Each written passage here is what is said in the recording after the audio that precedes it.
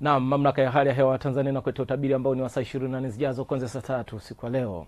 Upepo unatarajiwa kuvuma kwa kasi ya kilomita 20 kwa saa katika maeneo ya Ziwa Victoria, Tanganyika, Nyasa na kwa kasi ya kilomita 30 kwa saa katika maeneo yote ya Bahari ya Hindi. Mamlaka ya hali ya hewa Tanzania inatoa hali ya angalizo la uwepo wa vipindi fupi vya mawimbi makubwa yanatarajiwa katika maeneo ya Bahari ya Hindi. Hivyo watumiaji wa Bahari ya Hindi ni vema kuchukua hatua stahiki kutokana na kuwepo kwa mawimbi hayo makubwa. Wakati usiku wa leo tunatarajia kuwa maeneo yaliyo mengi yanatarajia kuwa ni makavu isipokuwa katika maeneo ya Tanga, visiwa vya Unguja na Pemba, Dar es Salaam kwa Pwani na maeneo ya Morogoro kutakuwa na hali ya mvua. Wakati huo tunatarajia maeneo yaliyo mengi yanatarajia kuendelea kuwa na hali ya ubaridi ambapo kiwango cha chini zaidi cha joto kinatarajia kwa nyuzi joto 9 katika maeneo ya Njombe nyakati za usiku. Wakati siku ya kesho tunatarajia kuwa bado maeneo ya Tanga, visiwa vya Unguja na Pemba, Dar es Salaam kwa Pwani, Morogoro kunatarajia kuendelea kuwa na hali ya mvua. Ilo hali maeneo mengi hapa nchini yanatarajia kuwa na hali ya mawingu kiasi na makavu kwa ujumla. Kutoka mamlaka ya hali ya hewa Tanzania, ninaitwa Tunza Sanane. Asante